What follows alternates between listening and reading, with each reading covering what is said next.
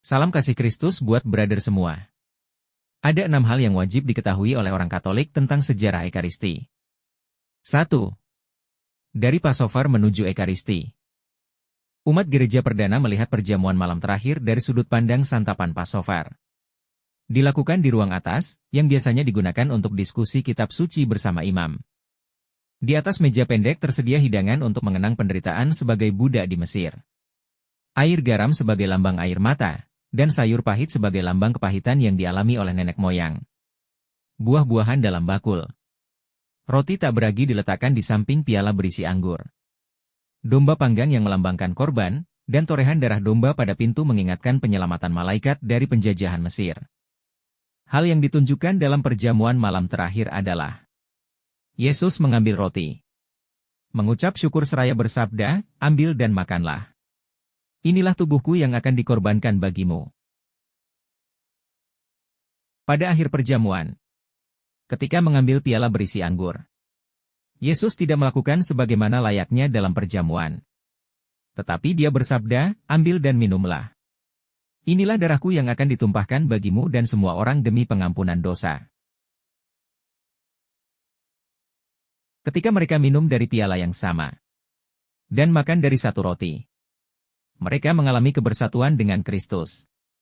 Kristus mewariskan Ekaristi kepada pengikutnya. Lakukanlah ini sebagai kenangan akan daku.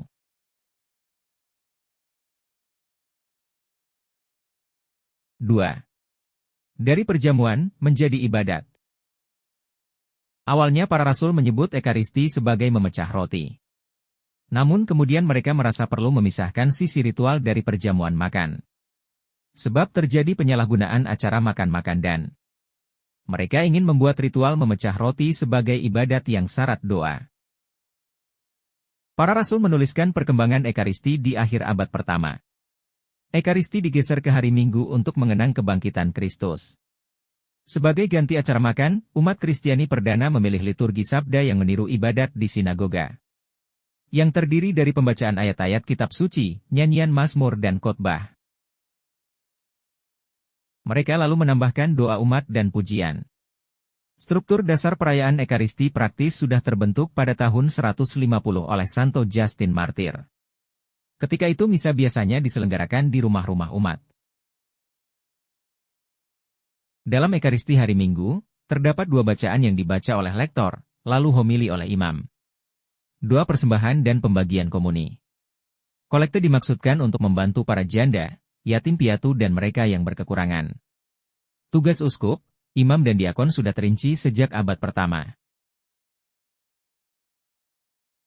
Kini doa persembahan biasanya singkat dan sederhana. Terinspirasi dari doa yang dikarang Hippolytus dari Roma pada tahun 216. Kerangka dasar dari perayaan Ekaristi sudah terbentuk sejak awal dari sejarah gereja dan tetap langgeng hingga 2000 tahun kemudian. 3.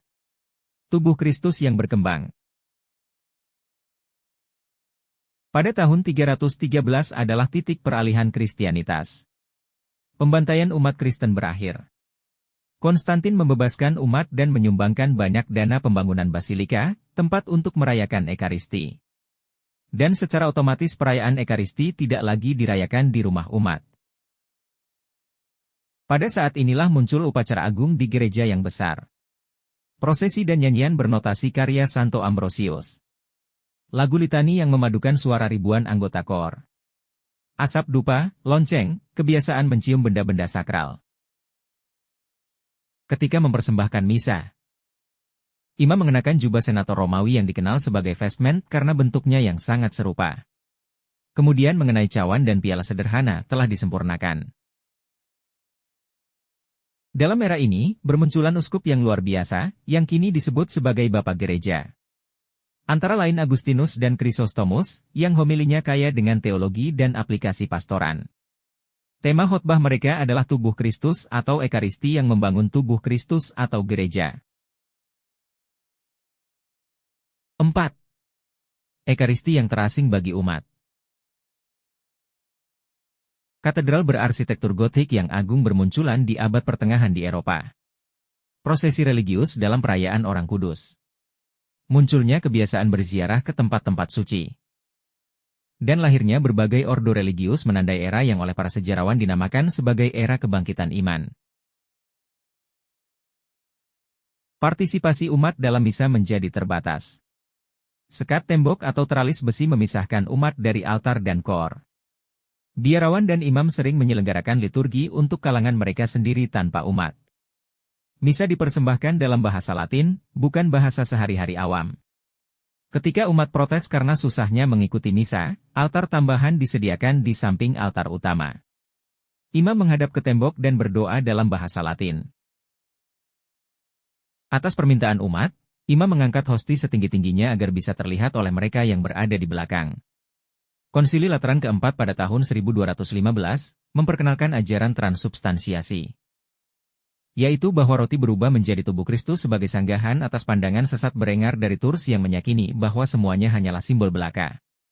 Konsili ini mengingatkan pentingnya umat menerima komuni, minimal setahun sekali pada Paskah.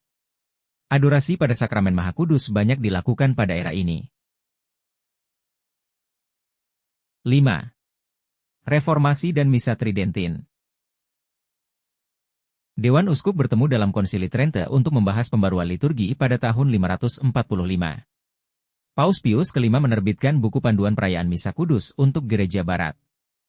Partisipasi umat lebih bersifat devosional daripada liturgis. Teks misa ditulis dalam bahasa Latin, yang selanjutnya dikenal dengan Misa Tridentin, dari asal kata Trente. Yesuit memperkenalkan arsitektur barok yang tidak memiliki sekat sebagai pemisah antara peserta paduan suara. Jarak altar dan umat diperdekat hanya dibatasi teralis. Altar yang kaya dekorasi diletakkan merapat ke dinding. Pulpit atau semacam mimbar bertangga tampak dominan di tengah gereja untuk menekankan pentingnya sermon daripada homili. Ibadat dilakukan dengan penuh hikmat dan semarak untuk menandingi era reformasi. Musik Palestrina, Haydn dan Mozart kadang diperdengarkan dalam gereja. Lazimnya kala itu, Ekaristi diselenggarakan tanpa musik dan umat biasanya hening. Gereja Katolik berubah menjadi tempat untuk mempraktekkan berbagai spiritualitas misalnya latihan rohani Santo Ignatius, Karmelit dan Santo Francis de Sales. 6. Misa Konsili Vatikan II. Sejak seabad sebelum Konsili Vatikan II, ada beberapa perubahan dalam liturgi. Paus Pius ke-10 menyarankan penggunaan lagu Gregorian, mendorong umat untuk sering menerima komuni dan menurunkan usia komuni pertama menjadi 7 tahun. Mediator Dei karya Pius ke-12 menjadi cikal bakal dari pembaruan liturgi. Demikian pula, karya-karya lain misalnya The Mass of Roman Rite karya Jungmann, Orate Frates dan lain-lain. Semuanya ini secara tidak langsung ikut mempengaruhi kebutuhan pembaruan itu. Sehingga ketika dibahas dalam Konsili Vatikan II, konstitusi liturgi disetujui secara aklamasi oleh para uskup peserta dan merupakan dokumen pertama buah karya konsili. Beberapa perubahan yang terjadi misalnya, imam menghadap ke umat ketika memimpin misa. Penggunaan bahasa setempat, vernakular, menggantikan bahasa Latin. Umat saling berjabat tangan untuk memberikan salam damai. Umat didorong untuk berpartisipasi aktif dalam misa, misalnya dalam koor atau doa-doa khusus. Umat bisa menerima komuni dengan tangan atau langsung ke mulut, tidak harus berlutut, boleh berdiri ketika menerima komuni. Baik komuni ataupun anggur disediakan dalam Ekaristi. Awam dan juga kaum religius boleh membantu pelayanan komuni. Diakon yang menikah muncul dalam misa untuk membantu imam dan kadang-kadang mereka pun memberikan homili. Prosesi persembahan ditambahkan. Bacaan misa dalam 3 seri tahun liturgi, diambil dari kutipan kitab suci. Homili dimaksudkan untuk menjelaskan makna bacaan dan kaitannya dengan kehidupan sehari-hari.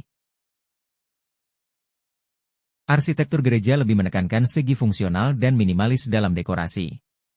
Bentuk melebar seperti auditorium lebih diminati daripada berlorong panjang menuju altar. Musik gitar semakin sering digunakan di samping organ. Begitu pula lagu-lagu baru diciptakan. Dari pembahasan sejarah singkat misa tersebut di atas, kita bisa menyimpulkan bahwa begitu banyak perubahan tata cara, terlepas dari besar ataupun kecil, yang terjadi sejak perjamuan malam terakhir. Sekalipun demikian, hal yang mendasar tetap sama. Dalam konteks inilah perayaan Ekaristi bisa dikatakan sebagai realita yang dinamis dan hidup. Sementara kita tidak menghendaki eksperimentasi konstan, namun kita perlu untuk terus memperhatikan dengan penuh cinta kualitas misa sebagai perayaan ilahi. Karena itu kita dapat memuji dan bersyukur kepada Allah, Bapa, Putra dan Roh Kudus. Salam damai Kristus bagi kita semua.